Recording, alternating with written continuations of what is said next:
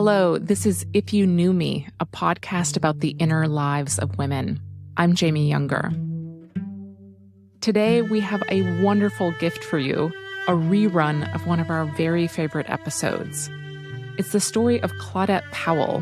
She's known in her religious life as Sister Monica Clare. Pete and I originally aired Sister Monica's story in March of 2022. Some of you might remember that in the early days of this podcast, I used to narrate throughout a woman's story. We changed that at some point, and now the show is first person and totally and entirely in the woman's own voice. But in this rerun episode, you'll hear me narrating in and out of Sister Monica's story. Okay, so who is this nun, this sister that I keep going on about? Let me tell you. Sister Monica Clare is an Episcopal nun at the community of St. John Baptist in Mendham, New Jersey. Her story of finally embracing her authentic self was highlighted by Oprah. Sister Monica is on TikTok. Her handle is Nonsense for the People, and she has a following of nearly 180,000. She's in her mid-50s now and didn't become a nun until she was 46. Before we get going with Sister Monica's story, I just want to say this show, If You Knew Me, it's not just a podcast. It's a springboard, a taking off point, a soul starter, if you will, for our lives as women. This show is for women who are stretching themselves, questioning life, looking deeper, being brave. If you're doing that, this show is designed for you. I invite you to check out our episode archives. We'll be back with you in September with a new lineup of incredible first-person stories. Our first story next season is with a woman named Tonya. She was a fashion model and photographer for many years. 2 years ago, very unexpectedly, she lost her eyesight permanently and completely. She is a curious, lovely, courageous woman. I think that you'll really want to tune in to hear her story. So if you haven't already, sign up for our newsletter where we announce the new episodes. And don't forget to subscribe on your favorite app. Okay, so here we go. When Pete and I stumbled upon the story of Claudette Powell, we were both transfixed by her story and her personality. I wanted to talk to her as a woman, as a spiritual person, and as a human. She really has an unusual story. Before becoming a nun, she was married and living in Los Angeles, working for Paramount Pictures in the advertising department. She was pretty much totally secular, but despite all outward appearances, she had been drawn to the life of a nun from a very early age. Her episode is entitled Nicey, Nicey.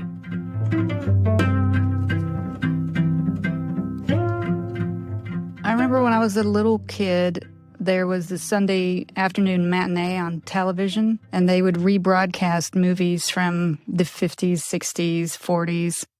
I don't remember exactly which year it was. I was 7 or 8 years old. The movie was The Nun's Story, and it was based on a book by Catherine Home. The movie was made in 1959, and it starred Audrey Hepburn. And, of course, it was very much a Hollywood version of what life is like in a convent in Belgium.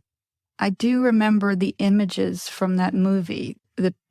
Audrey Hepburn's energy in that movie was what really drew me in. It was this sort of calm, serene energy of a nun. And of all things in the movie, the visuals, the story, and everything, it was that energy that attracted me. The way that she was so fixated on God. The whole story of the film is about her sort of struggling with her vocation to be a sister. And in the book, which I later read, she leaves the sisterhood and goes off and has a different life. And that part didn't really register with me back then. What really registered was this energy of calmness and focus. That really made a huge impression on me. The calmness that appealed to her stood in stark contrast to what was happening in her real life. Our home was very chaotic. I had very young parents. They were Southern. They had known each other since they were 12 years old. They got married when they were 16. So it was almost like they were my older brother and sister instead of my parents. And they had a very tumultuous, passionate relationship where they fought a lot. My father had a horrendous temper, was violent. At that time, he was throwing things and screaming and yelling a lot. He couldn't seem to hold a job. So we had a lot of financial instability. We moved almost constantly. We were left to ourselves quite a bit from a very young age. I'm talking like 3 or 4 years old. Back then, the world was a safer place, and people would leave their kids by themselves. My sister, my older sister, who's 16 months older than I, we were sort of this little team together, and most of our life was trying to be quiet and stay out of my father's way. He worked third shift a lot. When he was able to hold a job, he worked third shift. So we had to learn to be very quiet. So my home life was chaotic and scary.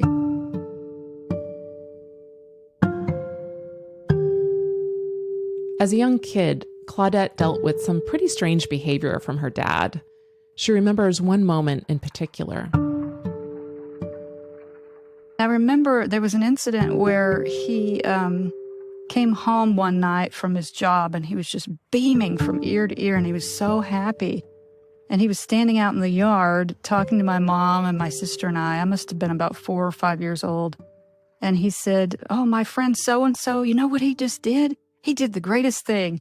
He left his wife and his kids, and he's never going back. He's the happiest person I've ever met."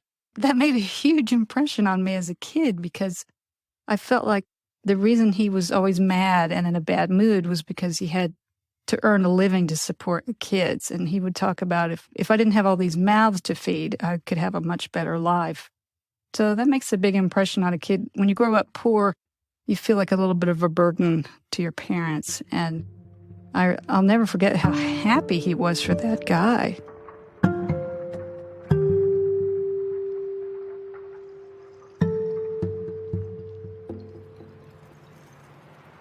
Claudette's mom was very kind, even if she wasn't always the most stable parental figure. She played Barbies with her daughters. She was a Southern woman through and through, placing value on good looks.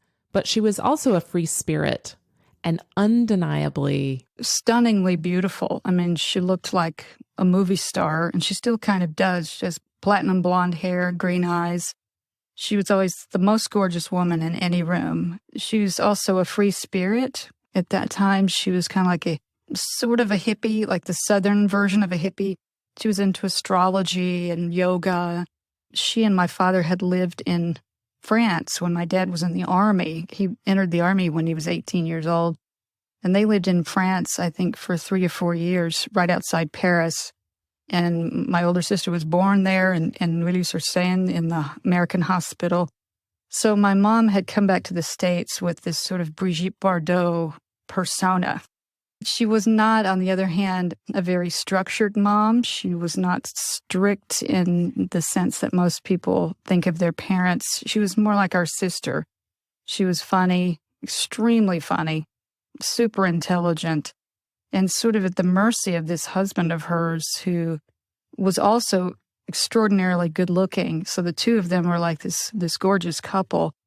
And people around them had no idea that my father was so violent and so unpredictable at home, because he was very charming out in the world. And my mother absolutely adored him. She was obsessed with him.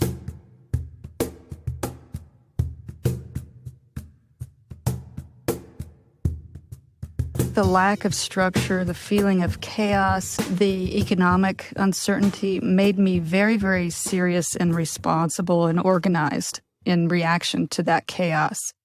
And I found a lot of other Gen X people who had that same experience. Their parents were breaking down all the structures and being free spirits, which made kids at that time feel lost and afraid. Because to us, it didn't feel like freedom. It felt like chaos and danger. Being a latchkey kid from Gen X, spending a lot of time without parental supervision, we grew up to need structure. And I think that's one of the things that attracted me to the religious life was the structure, the tradition, the sense of family that I really didn't have when I was growing up. My mother was a lot of fun, but we didn't sit down to dinner every night. We didn't have a bedtime. In many ways, that made us unique individuals to not have the strictness around us, but it also made me yearn for structure.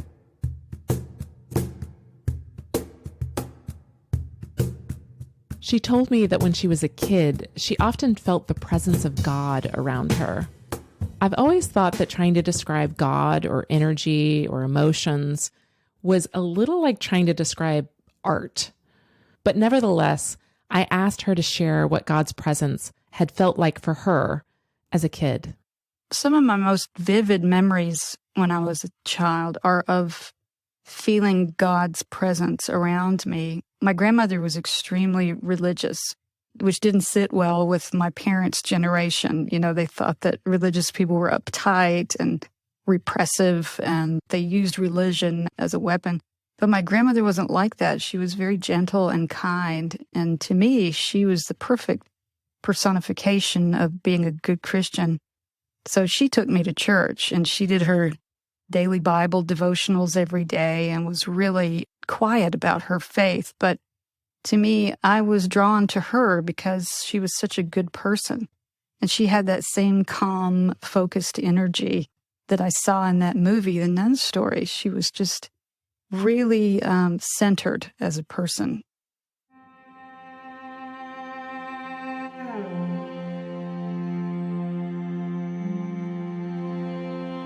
So I was attracted to that energy with her.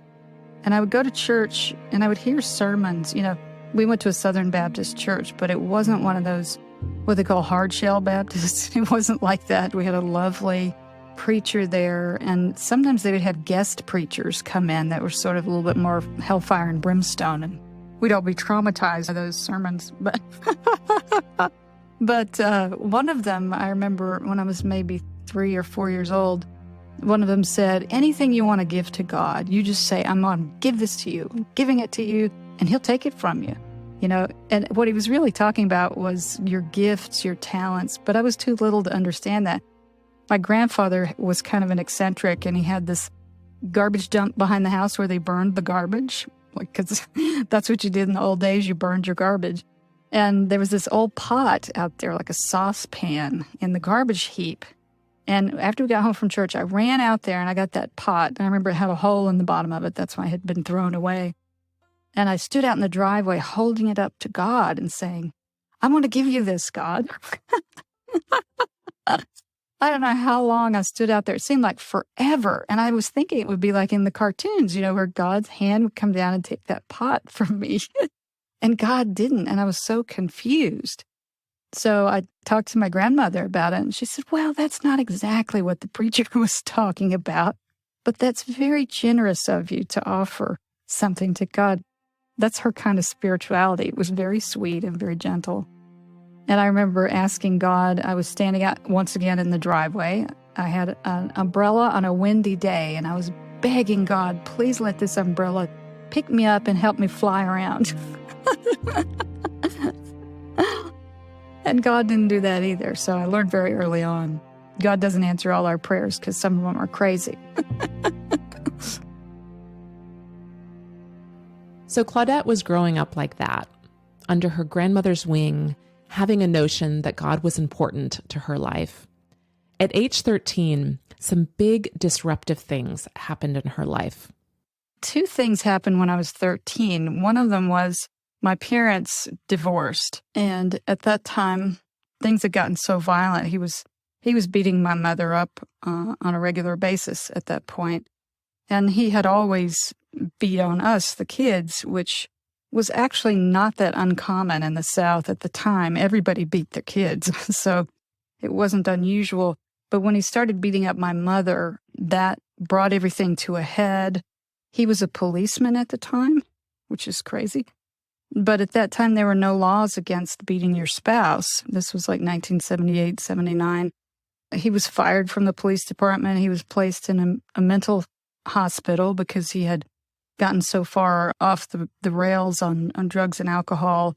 My mother was also put into a mental institution because she had a breakdown. I was with her when she had it. It was very scary, very traumatic. And so at the age of 13, I became much more of an adult. I had been a little adult before then, but I became sort of the responsible adult in my family. My older sister was away. She had gotten a scholarship to a boarding school for dance. So I was left to take care of the baby and clean the house and buy the groceries and things like that. My grandmother had died between age 12 and 13 was when she died. So that was a big time for me. Everything was transitioning. I didn't have my grandmother anymore. She was like a mother to me, basically.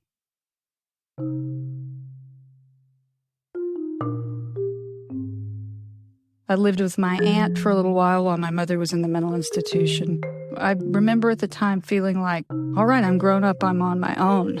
Me and my little sister, who's 8 years younger than me, we were just a little family. And then when my mother got out of the mental institution, she was put into a program for single mothers where they provided her an education. She became a nurse's aide. Also at that time, after my father left the family, he would occasionally come back, break down the door, and beat up my mother and go to jail. This was the pattern. So we lived in fear quite a lot of the time. We were hypervigilant, wondering if he was going to come back. He had threatened to kill her quite a few times, so there was a lot of terror.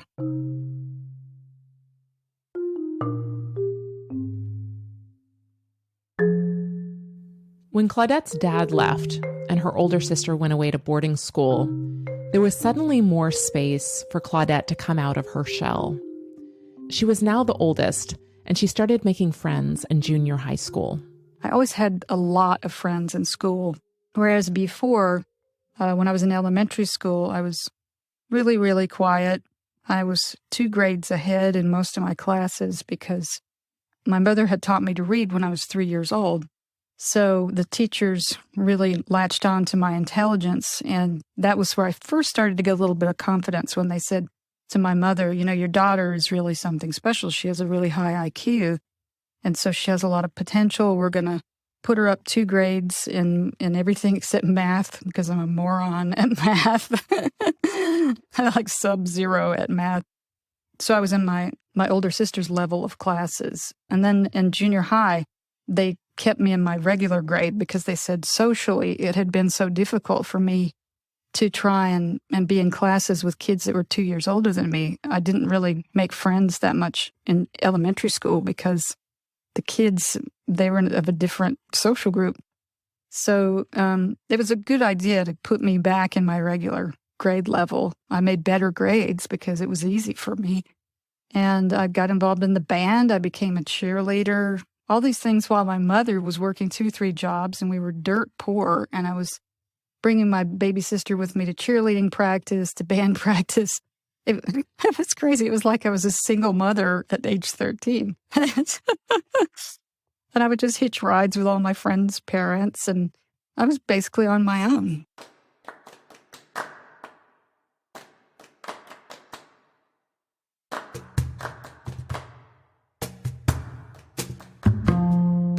It was interesting because I was popular in terms of I had tons of friends and I was getting, elected for things and people were kind of looking up to me, but I was never popular with the boys. My 2 sisters were very popular in both ways, but for me, I just didn't have any success in the dating realm. My sisters have said to me, well, it's because you were at a regular school and egghead girls weren't really popular with the boys then. They went to an arts school because they both had scholarships in dance, and I went to just a regular all-American high school. So maybe that had something to do with it because I was considered to be a nerd. I was a major, major nerd, but I was a nerd who had tons of friends and absolutely loved my friends. I found that they were my chosen family. They were my saving grace. So Claudette does well in school. She graduates high school, but she's still really poor. During high school, I started college, what would have been my senior year of high school, so I started a little early. I had a full scholarship to a college in my hometown, so I went there for 2 years. And then I decided to transfer to New York University.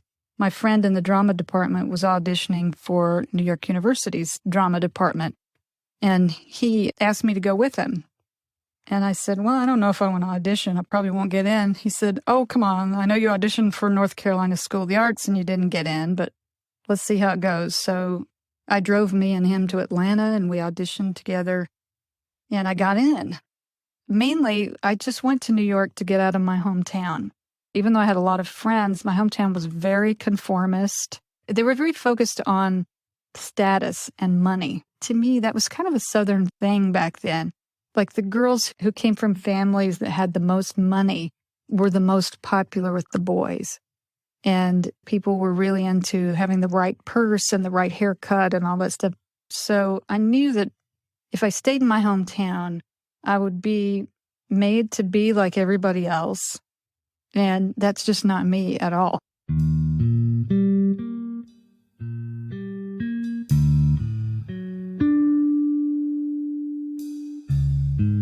I had never been to New York in my entire life. I didn't know anything about the city. I thought it was like on I Love Lucy.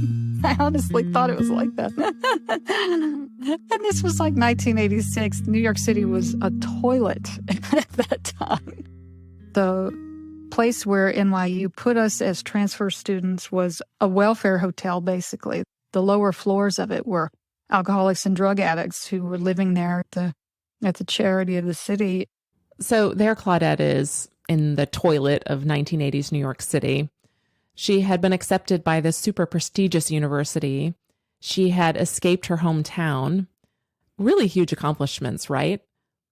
And then reality hits.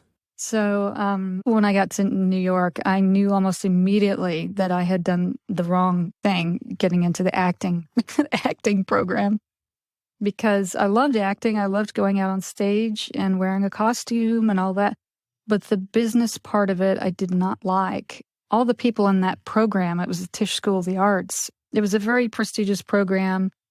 And so a lot of the fellow students with me were professionals already. And they were talking about their agents and their managers. And they were, basically reciting their resumes to each other the first week that we were there. And I thought, oh, God, this is so boring. This is not me. I can't do that. I can't run around selling myself all the time. You had to be super confident and sell yourself. And that's just not my personality. But the idea of being a flake was too much for me. So I didn't want to be a flake and abandon the program. So, my parents had borrowed money. I had come all this way. I had changed my whole life. And all the people back home were watching. So I stayed. Claudette had a classic New York City experience, by which I mean she lived in a tiny, shitty apartment with tons of roommates. She worked low-end jobs. Her mom and stepdad couldn't help her out, so she mostly lived off babysitting money. For a long time, I would have a half a can of Campbell's soup for my lunch, and then I would have the other half for dinner. That was my diet in those days because that's all I could afford. And somehow I got through school. I still owed a tremendous amount of money to the school by the time graduation came around. But I was able to, they allowed me to walk at graduation. I was able to wear a cap and gown and participate in the ceremony. Then after that, I was working as a nanny for this family that was about to move to Los Angeles. And they said, we're going to be living in Beverly Hills. Would you like to go out there with us? The kids will be devastated if we leave you behind. And I didn't have much going on. So I said, okay. And so I went out there. I lived in with them for 2 years. And I was still pursuing acting, but realizing I was a huge failure at it because I just couldn't sell myself. I just didn't have the confidence. And I got into the Groundlings Sunday Company, which is sort of like the B team for the main company. Started doing sketch comedy. But they vote you either up into the main company or just out completely. And I stuck it out for a couple of years in the Sunday Company and then got voted out. And my friends went on from there to get on Saturday Night Live. They had, parts in movies. Their careers were progressing as they should have. And I had given myself 10 years to be an actor. And after 10 years, when I was 33 years old, I said, that's it. I've been doing this for 10 years. I've never gotten an agent or a paying job. So clearly God is trying to tell me something. At the moment, Claudette was failing to become a professional paid actor. She was nannying for a family. She let them know that she wanted to move on and find some other job. The dad in the family happened to be the head of advertising at Paramount Pictures, and he told Claudette that he tried to help her get a job. To Claudette's surprise, it actually worked. She got a job as a secretary at one of the ad agencies. And then she met Chris. And at that job, I met a friend, this guy named Chris. We were friends for a couple of years, and then we started dating. He was the first and only boyfriend I ever had. I had been on dates with guys before, but I'd never had an official boyfriend. And we dated for 5 years. We got married when we were 31 and 32. He was very funny. We had a lot of fun together, but he was very cold emotionally. I mean, to the point where if somebody started talking about feelings or anything deeper than, really surfacey things like travel and things on TV, if you started talking about anything personal, he was bored and didn't want to hear it. So I kind of knew that I needed something more than that, but I kept saying to myself, he's the only guy who ever wanted to date me, so I better go with this and see how far it can go. And then, at one point, because we didn't spend very much time together, even as a married couple. Both of us worked really long hours. He wasn't really into hanging out together all the time. We would go out every Friday night to dinner, and that was about it. And me being hyper independent and very much a loner, that didn't seem strange to me. But in retrospect, I think, wow, that was a really cold, very superficial relationship. And, I found out toward the end, I found that he was unfaithful to me more than once. And that's when we broke up, was when I found that out. I just said, I can't stay in a marriage where this is happening. It was very devastating. I mean, I won't say that it was easy for me to walk out of that marriage. At that time, I was 33 years old, realizing I couldn't be an actor anymore. My marriage was ending. Everything that I had felt like I had built up in my life was crumbling around me. And so it was a huge turning point, a moment of crisis.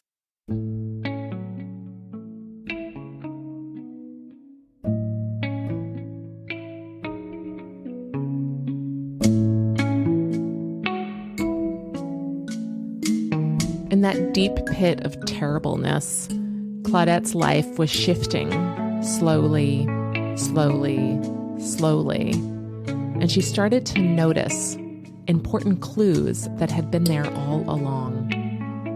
All the time that I had been sort of pursuing acting and working in advertising and pursuing a relationship with a guy, those were the things that people told me to do to make myself happy.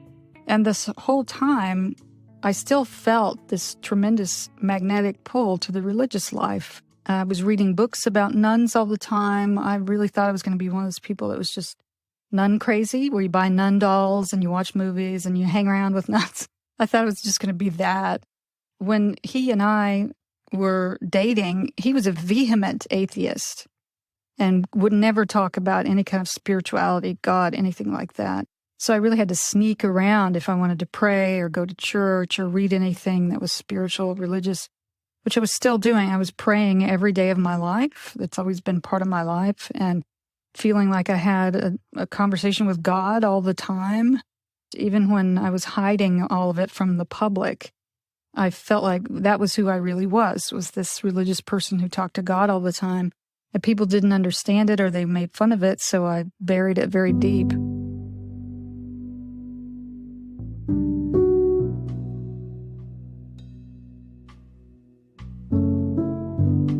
When she and her husband acknowledged that the relationship was ending, she started feeling freer to investigate her long-held desires to have a religious life. The more vehemently atheist my husband became, the more spiritual I became. I started emailing Roman Catholic nuns when I was married, and I said, I'm married, and I still can't get this calling out of my mind. I'm drawn to this, and I don't know what to do. They were very understanding. They didn't think I was crazy. And one of the sisters that I was emailing, I said, well, I have pretty liberal political beliefs. Like, when do you think the Roman Catholic Church is going to come around and change its mind about women being priests and reproductive freedom and LGBTQ, rights? She said the Roman Catholic Church is probably not going to change their mind on that for another 500 years, but you sound like an Episcopalian. And that was when everything changed. Because I said, the Episcopal Church doesn't have nuns, though, do they? And she said, oh, yes, they do. So I got in touch with All Saints Beverly Hills, which was near where I was working. At that time, I was working for a publicist in Beverly Hills. And I walked over and met with her. She was really kind, took me very seriously. She said, a calling is a real thing, and you got to go with it and see how far you can take it. That's the point when Claudette officially initiated her divorce and started on her path of becoming a nun. I was surprised to learn that the process took her almost 10 years.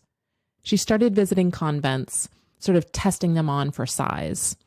And during that period, she started to take off the garb of her secular life and reveal what was underneath, what she came to understand as her authentic self. Interestingly enough, it was my divorce that led me into therapy and led to the search for how to present as my authentic self instead of pretending to be somebody I wasn't, just to please other people. At that time, I also got into Al-Anon, which is for families and friends of alcoholics. And there was a lot of talk in Al-Anon about really being tuned into what do you like to do and what things are you really drawn to instead of doing what other people think is fun. That was a new concept for me, to think about what I wanted and what I was drawn to, because I had always been told that what I wanted and what I was drawn to was not normal. I was being told that as a woman, I was supposed to love shopping. I was supposed to love getting manicures and going out dancing and going out to clubs. Those are things that I absolutely abhor. And I thought there was something wrong with me. So I would try to pretend to like those things. I would try to feign interest when really I wanted to be at home reading a book. Or, as an adult, I got a dollhouse and was decorating this dollhouse and putting wiring in it and everything. That's what I wanted to be doing. I didn't want to be shopping. But I was told that was weird, that I was a weirdo because I was interested in things that normal people are not interested in. Especially in Los Angeles, if you want to stay home and read and talk to your cats, you're some kind of a recluse that needs serious therapy. But in my therapy, I learned that people have different things that make them happy. And when you get in touch with your authentic self, you have a list of, okay, this is what really gives me life. This is what really makes me happy.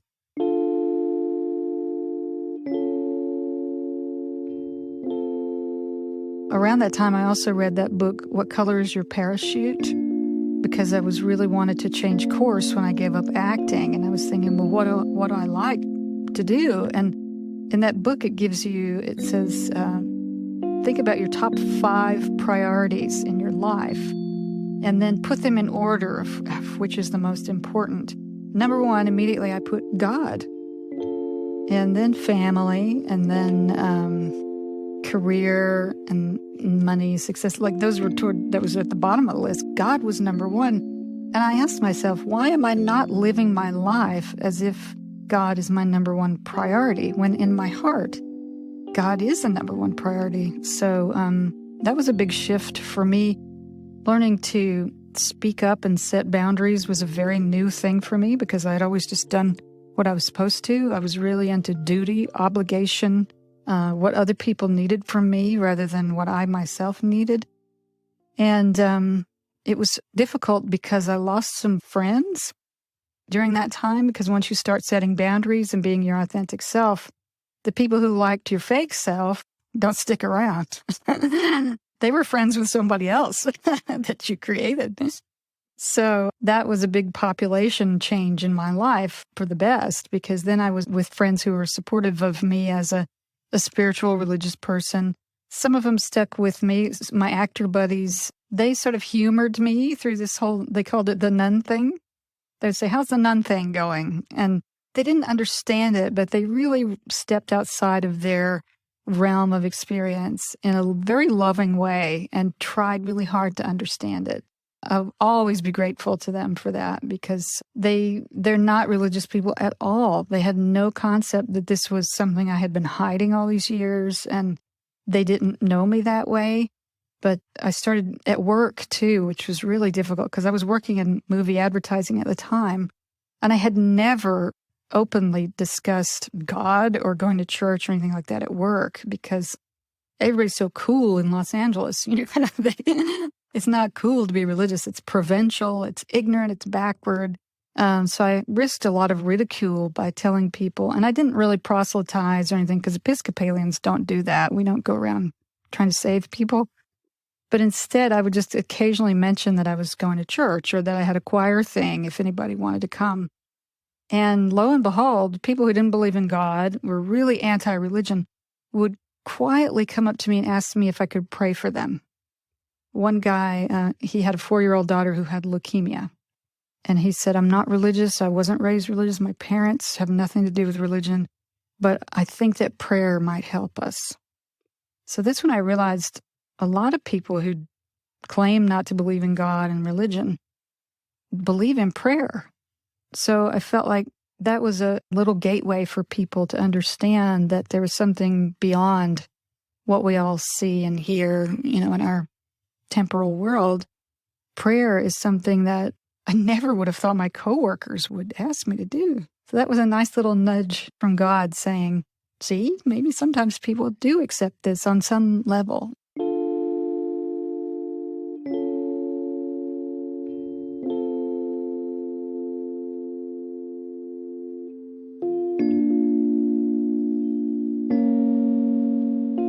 At this point, Claudette was in the process of becoming Sister Monica Clare, which would be her new name in this new world she was entering. A world many of us have never, ever seen and never, ever will experience.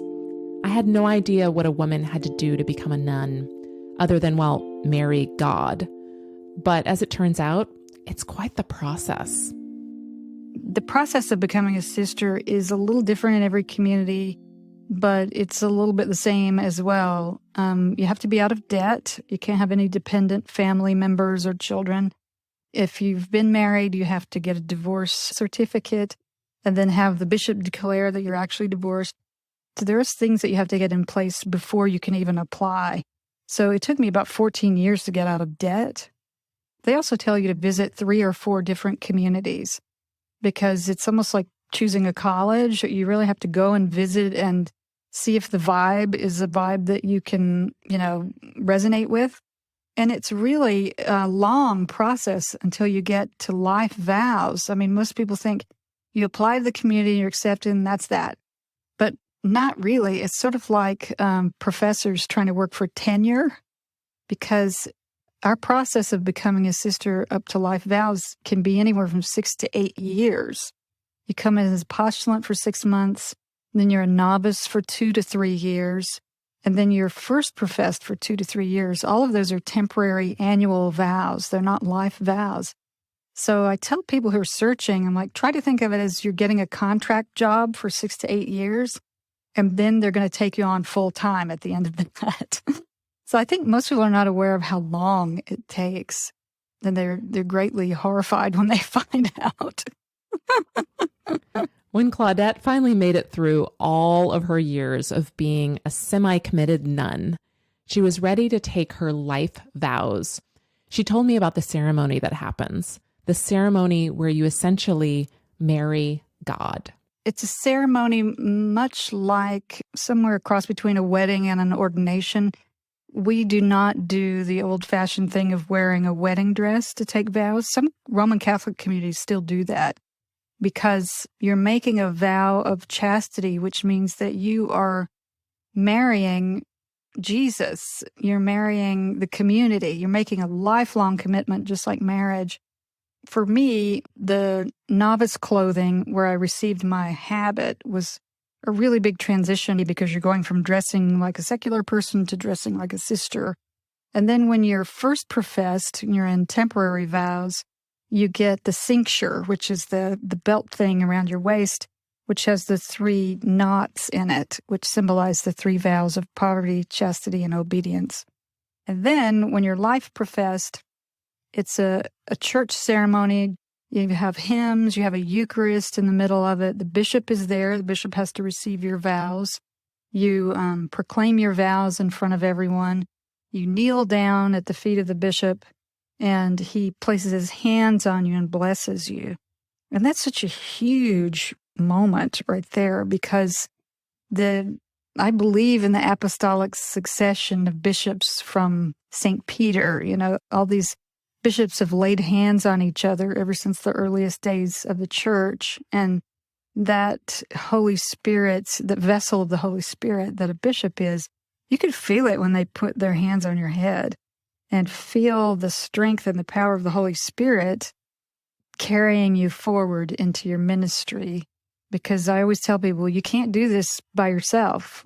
God has to give you strength and courage and the tools to do this work, because this is really, really difficult work. And that's where I felt like the strength of God was really sustaining me. I was so excited, and I was thinking, I don't want to be like a Southern Baptist and start crying in the middle of this because I was so overwhelmed with joy and gratitude. I got my wedding ring, which you get at your life profession. And that was a big, significant moment for me, because I felt like I told my mother afterwards, I finally married a decent guy. She thought it was hilarious. It was a commitment that I really felt I settled comfortably into it instead of trepidation and fear.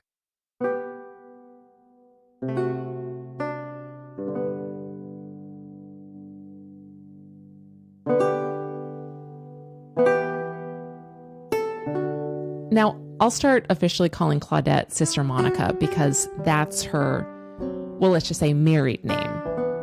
I told Sister Monica that I imagined she had gone through kind of a honeymoon period with the convent and her new community of sisters, and that I also imagined that the honeymoon ended at some point. I was curious what she had felt like after the newness wore off. For me, I was a person that, aside from the 2 years that I was married, all my adult life I had spent after college and after being a nanny, I had lived by myself. I always had my own apartment. I was very much a loner. I love my alone time. So coming into a community where you live with a bunch of other people, that was the hardest part for me, because everywhere you go, there's somebody there. And even though we're in silence, which really does help when you live in a household with a ton of people, it's really hard for me to come around the corner when I'm really deep in thought and encounter somebody who has a question or needs to talk or whatever. So I had to overcome a lot of annoyance at just being in the house with other people. I had done things my own way. I had been the head of households, since I was a little kid practically. And yet here were these women telling me that I wasn't emptying the garbage right, or I wasn't loading the dishwasher correctly. And I was very indignant and thinking to myself, I'll beg your pardon. I know exactly what I'm doing, which is a very common thing for women who enter religious communities, because women are particular. We have our ways of doing things that are the right way. And then somebody else comes along and says, no, this is the right way. And then the third one will come along and say, no, this is the right way. So we clash quite a bit in this community, because I'm pretty mild-mannered and mellow about most things, but I'm the exception. This is a community of very strong-willed women, very smart women.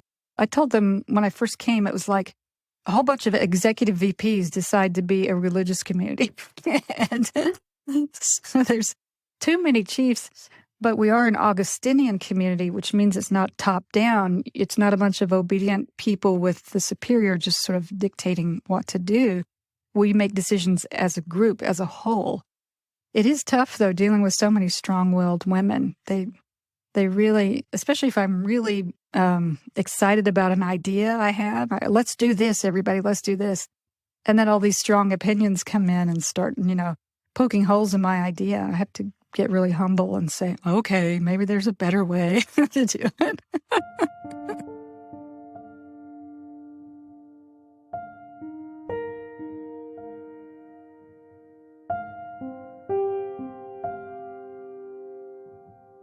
Apart from Sister Monica's introverted needs for quietude and the frustration she had with her sisterhood of strong-willed women, she also had her relationship with God, right?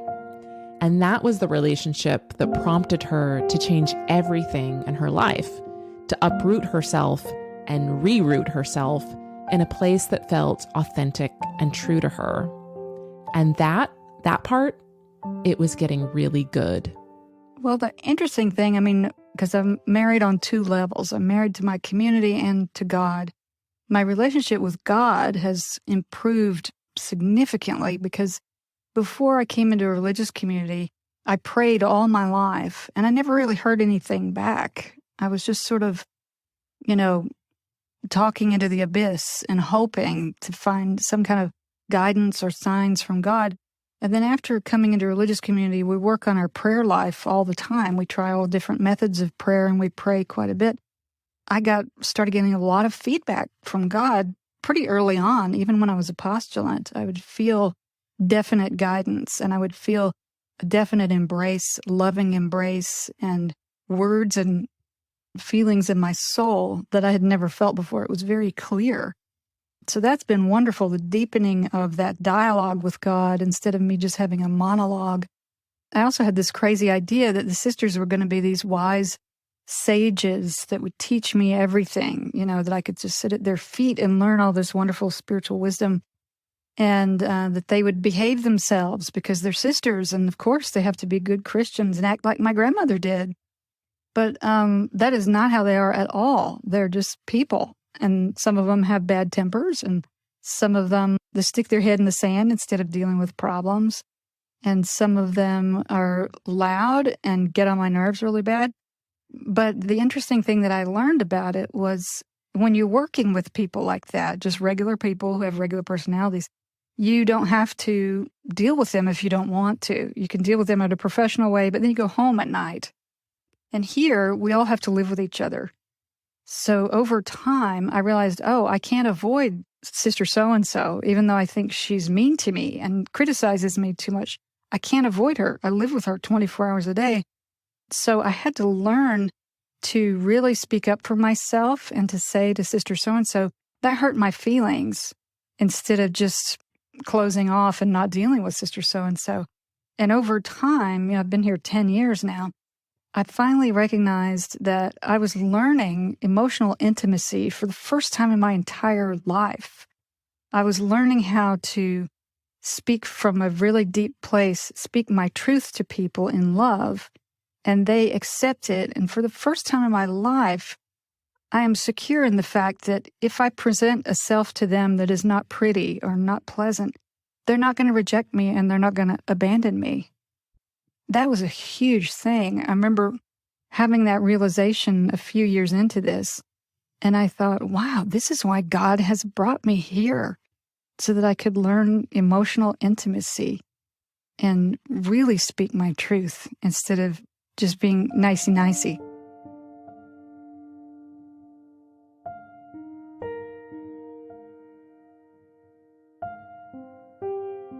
Emotional intimacy. Right. That's the reward that we get after being truly vulnerable with other people. But the question is, how to get there without becoming a nun, forced to live with other nuns in a convent 24/7. Well, most of us will not take Sister Monica's life path, but I do suspect that many of us want, unconditional love. As hard as it is, we have to learn our truth and speak it. Speak up. If somebody says something that hurts your feelings, ask them, are you angry with me right now? Or, that really hurt my feelings. Did you mean it? Like, this is what I heard. Is that what you meant? And I think that is the most helpful thing, because most of the time people don't do that. You just let it go, or you just assume that they meant to hurt your feelings. Or you just assume that somebody meant to cut you down or criticize you, and so you hold it against them, instead of in that moment saying, is that a criticism? That was a big deal for me to learn that. I think people would be very surprised to know how emotionally difficult it is to get used to this life, because most of us don't live in an authentic emotional place, and we don't speak up for ourselves. That was the biggest surprise for me, was that was the difficult part. I thought that getting up at 6 a.m., I thought that wearing a habit, all the outer accoutrements of religious life, I thought that stuff would be hard. That stuff is easy. It didn't even register with me. It was not even a blip. The emotional stuff was the hardest part, the relational stuff. I realized after a while, this is why we have religious communities, because religious communities are a microcosm of the world, where you have all these people who wouldn't have chosen each other, who are thrown together in this situation, and we are called to love each other. We have to learn to love each other, and that's really difficult. Sister Monica dares to speak about all this deep stuff on social media. In fact, she has a pretty impressive TikTok following. In addition to deep topics, she has also posted about her skincare routine, book recommendations, and the convent's dog, Jenny. Because I was on social media, I was on Facebook and MySpace back in the day. And then when I got into a religious community, I sort of got scolded because my posts were not exactly sisterly. They were sort of jokes that were sort of off color and commenting what I didn't consider to be off color, but my sisters did. So I learned that I had to present a public image that was sisterly, not just my LA self.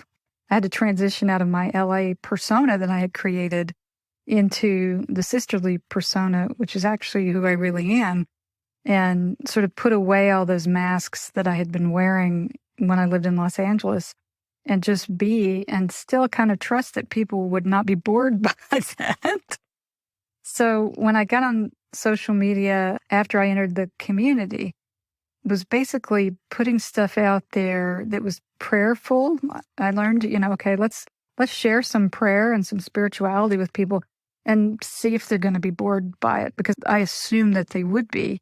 And I was really shocked that people were actually interested in it, commenting on it. I still have tons of friends on Facebook and somehow accumulated tons of followers on TikTok to a subject that I thought was totally not of any interest to the world whatsoever. I'm still in complete shock that the TikTok videos took off, because one of the things that I was told in the secular world by not so nice friends when I was in my 20s and 30s was that I was incredibly boring, that my natural, authentic self was incredibly boring. The things I was interested in, history, religion, spirituality, that those things were boring. So to be on social media and have people be actually interested in it is just, I don't think it will ever cease to amaze me. The reason I do it is because I have a background in advertising, and social media is free advertising to me. And when I was working in movie advertising, I didn't have any faith in the product that we were putting out to the world. In fact, I thought it was harmful to the world because there's so much violence in movies, and there's a lot of misogyny and bad psychology. So I felt guilty about that. And then when I entered a religious community, I thought, this is a product I really believe in. I think the world needs this. Because in advertising, we would always ask ourselves, what do we have that people need? And I'm always asking myself that about the religious life. And we have so much that the world needs, especially right now. So that's what I'm doing, advertising.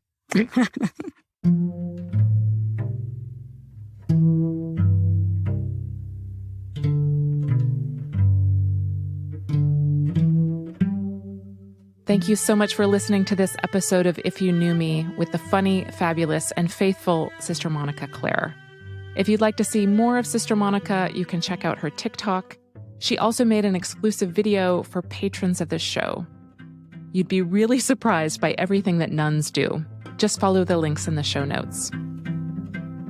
This episode and all of our work is supported by our incredible League of Women, which includes Sister Monica Claire.